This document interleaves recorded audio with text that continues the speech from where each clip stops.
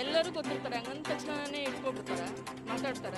ಈಗ ಇಟ್ಕೊಂಡಿದ್ದೀನಿ ಅಂತ ಜೊತೆಗಿರೋದಿದೆಯಾ ಅಲ್ವಾ? ನಾನು ಅವರು ಜೊತೆಗೆ ಇದ್ದಿದ್ನ ಇವ್ನು ಡೈರೆಕ್ಟಾಗಿ ಬಂದು ನೋಡಿದ್ರೆ ಅದನ್ನ ಹೇಳ್ತಾರೆ, ಅದಿದೆ ಅವನ ಹತ್ರ. ಈಗ ಕಾರ್ ಲಿಸ್ಟ್ ಅಂತಾರೆ, ಕಾರ್ ಲಿಸ್ಟ್ ಹೆಂಗೆ ತೆಗ್ಸಕ್ಕೆ ಸಾಧ್ಯ? ಅದು ಯಾವ ಟೈಮಲ್ಲಿ ತೆಗಿತಾರೆ ನಿಮಗೆ ಗೊತ್ತಿರುತ್ತೆ ಅಲ್ವಾ? ಇವ್ನು ಹೆಂಗೆ ತೆಗ್ದ ಅದೆಲ್ಲ? ಇವನು ಇದೆ, ನಾನು ಹೇಳಿದೆ ಅಲ್ಲ, ಒಂದು ಹುಡುಗಿ ಇಟ್ಕೊಂಡು ಇವನು, ನನಗೆ ಅವಳಿಗೂ ಮದುವೆ ಆಗಿದೆ, ಇವನ ಥರ ಒಂದು ಹೆಣ್ಣಿನ ಜೀವನ ಹಾಳು ಮಾಡೋಕ್ಕೆ ನನಗೆ ಇಷ್ಟ ಇಲ್ಲ. ಅವಳಿಗೂ ಮದುವೆ ಆಗಿದೆ, ಅವ್ರು ತೆಗಿಸಿ ಅವನದೇ ಡೀಟೇಲ್ಸ್ ತೆಗಿಸಿ, ಅವನೇನೆಲ್ಲ ಹುಡುಗಿ ಜೊತೆ ಮಾಡ್ತಿದ್ದ, ಪ್ರತಿಯೊಂದು ಇದೆ.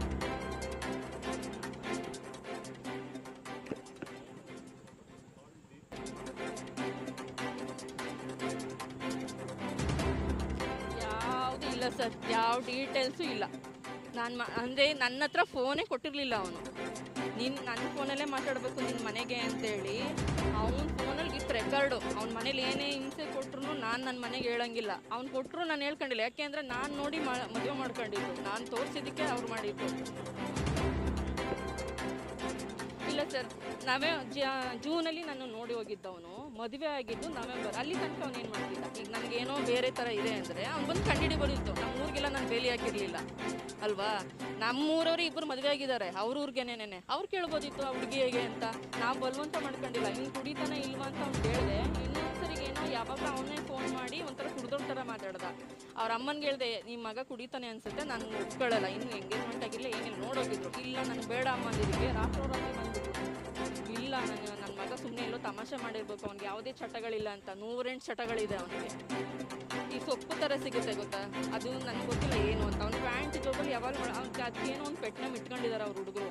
ಫೋನ್ ಮಾಡಿದ ತಕ್ಷಣ ಹೋಗೋನು, 3 ದಿನ 4 ದಿನ ಬರ್ತಿರ್ಲಿಲ್ಲ. ಈ ಜಾಸ್ತಿ ಅವನು ಶ್ರೀರಾಮ್ಪುರದಲ್ಲಿ ಇರೋನು. ಪ್ರತಿ ಸರಿನೂ ನನ್ನ ಹತ್ರ ಬಂದು ಹೇಳೋದು, ನೀನೇನು ಜಾಸ್ತಿ ಮಾಡಿದ್ರೆ ನಾನು ರೋಡಿ ಕಡೆ ಇರೋನು, ನನಗೇನು ಪೊಲೀಸ್ ಸ್ಟೇಷನ್ ಹೊಸದಲ್ವೇ ಇಲ್ಲ, ಮಾವನ ಮನೆ ಇದ್ದಂಗೆ, ಹೋಗು, ನಾನು ಇನ್ನೆಲ್ಲಿಗೆ ಹೋಗ್ಬೇಕು? ಈಗ ಸ್ಟೇಷನ್ಗೆ ಹೋದ್ರೆ ಏನಂತಾರೆ, ನಿಮ್ಗೆ ಇಷ್ಟ ಇಲ್ವಾ, ಕೋರ್ಟ್ಗೆ ಹೋಗಿ ಡೈವರ್ಸ್ ತೊಗೊಳ್ಳಿ ಅಂತಾರೆ. ಈ ಕೋರ್ಟ್ಗೆ ಹಾಕಿದವನು ಅವನು ಅಂದಮೇಲೆ ಬಂದು ತೊಗೋಬೇಕಲ್ವಾ? ಅದಕ್ಕೆ ನಿಮ್ಮ ಮೂಲ ಕೇಳ್ತಾ ಇದ್ದೀನಿ, ಈ ಸೆಕೆಂಡೇ ಬರಲಿ ಅವನು. ಈಗ ಕೊಟ್ಟಿಲ್ಲ ಅಂತ ಹೇಳ್ತಿದ್ದಾನಲ್ಲ, ಈ ಸೆಕೆಂಡ್ ಬಂದು ನಿಂತ್ಕೊಳ್ಳಿ, ನಾನು ಪೇಪರು ಸೈನ್ ಮಾಡಿಲ್ಲ ಅಂತ ಹೇಳಿ ಅವ್ನು ಮದುವೆ ಆಗ್ತಾನ ಈಗಲೇ ಆಗಲಿ, ನನಗಿಲ್ಲ. ನಾನು ನೋಡಿರೋ ನೋವು ಮುಂದೆ ಅವ್ನು ಹೇಳಿದ್ನಲ್ಲ, 10 ವರ್ಷ ಬೇಕಾಗಿರಲಿಲ್ಲ ಒಂದು ಹುಡುಗಿ ಡೈವರ್ಸ್ ಕೊಟ್ಬಿಟ್ಟು ಇನ್ನೊಬ್ಳು ಸಂಸಾರ ಮಾಡೋ ತಾಕತ್ತು ಅವ್ನಿಗಿಲ್ಲ. ಒಂದು ಮಗು ತಾಕತ್ತಿಲ್ಲ. ಡಿವೋರ್ಸ್ ನಡೀತಾ ಇದೆ, ಇವ್ನು ಬರದೇ ಇರೋದ್ರಿಂದ ಅದು ಹಾಗೇ ಇದೆ. ಇವ್ನು ಬರ್ತಾನೆ ಬರಲ್ಲ, ಅದು ಹೇಳಿಲ್ವಾ, ಮಗು ಬೇಕು ಅಂತ ಬರ್ತಾನೆ. ಆ ಮಗುಗೆ ಏನಾದರೂ ಮೇಂಟೆನೆನ್ಸ್ ಕಟ್ಕೊಡು, ಫೀಸ್ ಕಟ್ಕೊಡು ಅಂದಾಗ ನಾನೇನು ತಂದ್ಕೊಡ್ಲಿಲ್ಲ ಅಂದಮೇಲೆ ಏನು ಬೇಕು? ಈಗ ಕೇಳ್ತಿದ್ದಾನಲ್ವ ನಿಮ್ಮದಕ್ಕೆಲ್ಲ, ನನ್ನ ಮಗುನೂ ಬರ್ತೀನಿ, ಏನು ಮಾಡಿದ್ದಾನೆ ಕೇಳಿ. ಏನು ಮಾಡಲಿಲ್ಲ ಅಂದರೆ ಈಗ ಕೋರ್ಟ್ ಪ್ರಕಾರನೇ ಹೋಗೋಣ ಸರ್. ಈಗ ಅವನು, ನಾನು ಹೇಳ್ತಿದ್ದೀನಲ್ಲ ಸರ್, ಅವನು ಫಸ್ಟು ಯೂಟ್ಯೂಬರ್ ಬಂದಾಗ್ಲೂ ನಾನು ಆಚೆ ಬಂದಿಲ್ಲ. ಕಾರಣ ನನ್ನ ಮಗ. ಅವನೇನೆಲ್ಲ ಬಿಟ್ಟು ನಿಂತಿದ್ದಾನೆ. ನನಗೆ ನನ್ನ ಮಗನ ಜವಾಬ್ದಾರಿ ಇದೆ. ನಾಳೆ ನನ್ನ ಮಗನ ಮನಸ್ಸು ಹಾಳಾಗುತ್ತೆ ಅಥವಾ ಅವನು ಪರಿಣಾಮ ಬೀರುತ್ತಿದ್ರಿಂದ ಅಂತಾಗಿ ಒಳಗಡೆ ಇದ್ನ ಹೊತ್ತು ಇವ್ನಿಗೆ ಎದುರ್ಕೊಂಡು ಹೋಗಿಲ್ಲ. ಇವನು ಎಷ್ಟೇ ಮರ್ಯಾದೆ ತಗೋಬೋದು, ಇದರಿಂದ ನನಗೆ ಮರ್ಯಾದೆ ಹೋಗಿಲ್ಲ. ಯಾವತ್ತೂ ಗೊತ್ತಾ ನನಗೆ ಮರ್ಯಾದೆ ಹೋಗೋದು? ನಾನು ಎತ್ತು ಮಗ ನೀನು ಸರಿಲ್ಲ ಅಮ್ಮ ಅಂತಾನಲ್ಲ, ಆವತ್ತು ನನಗೆ ಹೇಳಲಿ. ಇವನು ಅಲ್ಲ, ಸಾಕೋಕ್ಕಾಗದೆ ಯೋಗ್ಯತೆ ಇಲ್ಲದೇ ರೋಡಲ್ಲಿ ಬಿಟ್ಟೋದವನೇ ಹಿಂಗೆ ಆಡ್ತಿರ್ಬೇಕಾದ್ರೆ ಮರ್ಯಾದೆಯಿಂದ ನನ್ನ ಮಗನ ಸಾಕ್ತಾ ಇದ್ದೀನಿ. 13 ವರ್ಷ ಬೆಳೆಸಿದ್ದೀನಿ. ಈಗ 13 ವರ್ಷ ಒಂದು ಮಗುದು ಒಂದು ಸ್ಕೂಲ್ ಫೀಸ್ ಆಗಿ ಎಷ್ಟು ಖರ್ಚಿರುತ್ತೆ ಒಂದು ವರ್ಷಕ್ಕೆ ನೋಡ್ಕೊಂಡು ಹೋಗ್ತಿದ್ದೀನಿ. ಅವನು ಒಂದು ಪೆನ್ಸಿಲ್ ಇದಿಲ್ಲ. ಏನಕ್ಕೆ ಈಗ ಈ ಥರ ಎಲ್ಲ ತಗೊಂಡು ಏನು ಒಬ್ರು ಇಟ್ಕೊಂಡೇ ಒಬ್ರು ಸಂಸಾರ ಮಾಡ್ತಾರ, ಜೀವನ ಮಾಡ್ತಾರ? ಮರ್ಯಾದೆ ತೆಗಿಬೇಕು. ಈ ಥರ ತೆಗೆದು ಬದುಕಬೇಡಿ. ನಾನು ಯಾರು ಹೇಳ್ತಿದ್ದೆ, ಎಲ್ಲ ಗಂಡು ಮಕ್ಕಳೇ ಆಗಲಿ ಯಾರೇ ಆಗಲಿ, ನಿಮಗೆ ತಾಕತ್ತಿದ್ರೆ ಮಾತ್ರ ಮದುವೆ ಮಾಡ್ಕೊಳ್ಳಿ. ಹಿಂಗೆ ಕಂಡವ್ರು ಹೆಣ್ಮಕ್ಳು ಸಿಕ್ಕಿದ್ರು ಅಂತ ಬೇಕಾದಾಗ ಯೂಸ್ ಮಾಡ್ಕೊಂಡು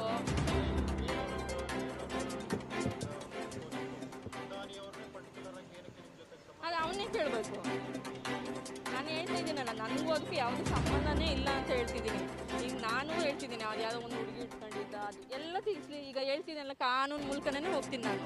ಅವನ ಥರ ಎಲ್ಲೋ ಕದ್ದು ನಿಂತ್ಕೊಂಡು ವೀಡಿಯೋ ಮಾಡಿಬಿಟ್ಟು ಈಗ ಯೂಟ್ಯೂಬ್ ಮಾಡೋದು 15 ದಿನ ಪತ್ತೆ ಇಲ್ಲ. ಈಗೆಲ್ಲ ಸರಿ ಇದ್ದಿದ್ರೆ ಎದುರುಗಡೆ ಬರ್ಬೋದಿತ್ತಲ್ವ? ಬಂದೇ ಇಲ್ಲ ಅವನು. 15 ದಿನ ಕಾಣಿಸಿಲ್ಲ ಅವನು, ಎಲ್ಲೋಗಿದ್ದ? ಈಗ ನಾನು ಕರೆಕ್ಟ್ ಇದ್ದೀನಿ ಅಂದಮೇಲೆ ವೀಡಿಯೋ ಮಾಡಿಬಿಟ್ಟ. ಯೂಟ್ಯೂಬಲ್ಲೆಲ್ಲ ಅವನದೇನೇನೆ.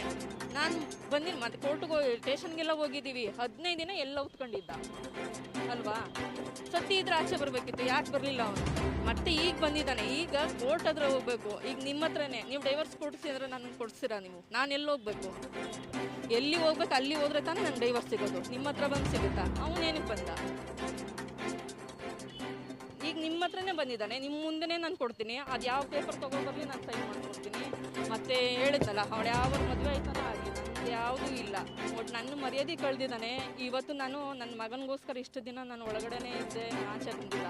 ಈಗ ಬಂದಿದ್ದಾಗಿದೆ, ನಾನು ಕಾನೂನು ಮೂಲಕ ಹೋರಾಡ್ತೀನಿ. ಬೇರೆ ಥರ ಹಿಂಬಾಗಿಲಿಂದನೋ ಅಥವಾ ಬೇರೆ ಅವ್ನು ಮಾಡ್ತಾನಲ್ಲ, ಎಲ್ಲೋ ಕದ್ದಿ ಮುಚ್ಚಿ ಹೋಗೋದು ಅದು ಮಾಡಲ್ಲ. ಏನು ಕಾನೂನು ಪ್ರಕಾರ, ಕಾನೂನಿಗಿಂತ ದೊಡ್ಡವ್ರು ಯಾರೂ ಇಲ್ಲ ಅಲ್ಲ, ಕಾನೂನು ಮೂಲಕನೇ ನಾನು ಇದು ಮುಂದುವರಿತೀನಿ. ನಾನು ಇದು ಬಿಡಲ್ಲ ನಾನು, ಯಾಕೆಂದರೆ ನನ್ನ ಮಾನ ಪ್ರಶ್ನೆ ಇದು. ನಾಳೆ ನನ್ನ ಮಗನಿಗೆ ಇದು ಬರಲ್ವಾ, ಆಗಲ್ವಾ ಹೇಳಿ? ಒಂದು ಮಗು ಅವ್ನಿಗೆ ಇವಾಗ 13 ವರ್ಷ. ನಾನು ಹೇಳ್ತಿದ್ದೀನಲ್ಲ, ಇವ್ನು ಯಾವುದೇ ತಾಗೂ ನಾನು ತಲೆ ಕೆಡಿಸ್ಕೊಳ್ಳಲ್ಲ. ಯಾಕೆ ಅಂದರೆ ಇವ್ನ ಕತೆಗಳೆಲ್ಲ ನಾನು ನೋಡಿದ್ದೀನಿ, ನಾನು ಅನುಭವಿಸಿದ್ದೀನಿ. ಯಾವ ನನ್ನ ಶತ್ರುಗಳಿಗೂ ಈ ಥರ ಫ್ಯಾಮಿಲಿ ಬೇಡ. ಮೇನು ಅವಳ ತಂಗಿ, ಅವಳ ಅಮ್ಮ, ಇವನು 3 ಜನ ಸೇರಿ ನಾನು ಕೊಟ್ಟಿದ್ದಾರೆ. ಅವ್ರ ಅಪ್ಪ ತುಂಬ ಒಳ್ಳೆಯವರು, ಅವ್ರು ತೀರ್ಕೊಂಡ್ರು. ಅವ್ರು ಇರೋ ತನಕ ಅಷ್ಟೇ. ನನಗೆ ಪ್ರೆಗ್ನೆಂಟು ಸರ್, 3 ತಿಂಗಳು ಪ್ರೆಗ್ನೆಂಟು, ಊಟ ಕೊಟ್ಟಿಲ್ಲ ನನಗೆ. ನನ್ನ ಗಂಡು ತಿನ್ಕೊಟ್ರು ಅಂತೇಳಿ ಟ್ಯಾಂಕ್ ನೀರು ಬರುತ್ತೆ ಗೊತ್ತಾ, ವಾಶ್ರೂಮ್ಗೆ ನೀರು, ಅದನ್ನ ಇಟ್ಕೊಂಡು ಕೊಡ್ತಿದ್ದೀನಿ ನಾನು. ಎಷ್ಟು ದಿನ ಹೊಸ್ಕೊಂಡಿರೋಕ್ಕಾಗುತ್ತೆ? ನಮ್ಮಪ್ಪ ರೈತನೇ, ನಾವು ಒಂದಿನ ಊಟ ಇಲ್ಲದೆ ನಾವಿಲ್ಲ. ನಮ್ಮಪ್ಪ ನಮ್ಮ ಮನೇಲಿ ರಾಣಿ ಥರನೇ ಸಾಕಿರೋದು. ಊಟ ಕೊಡೋದನ್ನೇ ನನ್ನನ್ನು ಅಷ್ಟು ಅಳಿಸೋದು. ಇವನು ಕೇಳಿದ್ರೆ ನನಗೆ ಹೊರಗಡೆದೇ ಟೆನ್ಷನ್ ಇರುತ್ತೆ. ನೀನು ಹೆಂಗಾದ್ರೂ ಮಾಡ್ಕೊ, ಅವಳು ಮಗಳ ಮನೆ ಎದುರುಗಡೆ ಹೋಗಿ ಮಾಡ್ಕೊತೀನಿ, ನಾನು ಎಲ್ಲಿ ಹೋಗ್ಬೇಕು? ನನಗೆ ಅಕ್ಕಪಕ್ಕ ಅಪ್ಪ ಅಮ್ಮ ಇದ್ದಾರ ಕೊಡೋಕ್ಕೆ? ಬಸ್ರಿ ಸರ್, ಮಗು ಹೊಟ್ಟೆಲಿರೋ ಮಗು ಅವನದಲ್ವಾ? ಬರೀ ನೀರು ಕುಡ್ಕೊಂಡಿದ್ದೀನಿ. ಕೊನೆಗೆ ಯಾರೋ ಅವ್ರು ಇಲ್ದಿರೋ ಟೈಮಲ್ಲಿ ರೋಡಲ್ಲಿ ಯಾರೋ ಹೋಗೋರ ಹತ್ರ ಫೋನ್ ಇಸ್ಕೊಂಡು ನಮ್ಮ ಮನೆಗೆ ಫೋನ್ ಮಾಡಿ, ನೀವು ಬಂದಿಲ್ಲ, ನೀನು ಒಂದೇ ದಿನ ನಾನು ಸತ್ತೋಗ್ತೀನಿ ಅಂತ ಹೇಳ್ದೆ. ಆಗ ನಮ್ಮಪ್ಪ ಪಾಪ ಅವ್ರು ಪೊಲೀಸ್ ಒಳ್ಳೆಯವರಲ್ಲ, ನಿಮ್ಮ ಮಾವ ತಿಥಿ ಮುಗಿದ ತಕ್ಷಣ ಕರ್ಕೊಂಡು ಹೋಗ್ಬಿಡ್ತೀವಿ ಇರೋವ ಅಂತೇಳಿ ಆ ತಿಥಿ ಮುಗಿದ ತಕ್ಷಣ ನಾನು ಕರ್ಕೊಂಡು ಹೋದ್ರು. ಅಕಸ್ಮಾತ್ ಇಲ್ಲಿ ತನಕ ಇದ್ದಿದ್ರೆ ನಾನು ಇಲ್ಲ, ನನ್ನ ಮಗುನೂ ಇಲ್ಲ. ಅವ್ರ ಅವ್ವನೇ ಇದಕ್ಕೆ ಮೇನು. ನೀವು ಸಾಯಿಸಿ ಕೊಟ್ಟಿದ್ದೀನಿ. ಇಲ್ಲಿ ಅವನು ಒಡವೆಗಳೇ ಇದೆ ಅಲ್ವಾ, ನಾನೇನು ತಗೊಂಡಿಲ್ಲ ಅಂತಾನೆ. ನಾನು ಎಷ್ಟು ಒಡವೆಗಳು ತಗೊಂಡಿದ್ದೆ, ಅದು ಬೆಂಗಳೂರಲ್ಲಿ ಇದೆ, ಅದು ಇದೆ, ಕಾಪಿ ಇದೆ.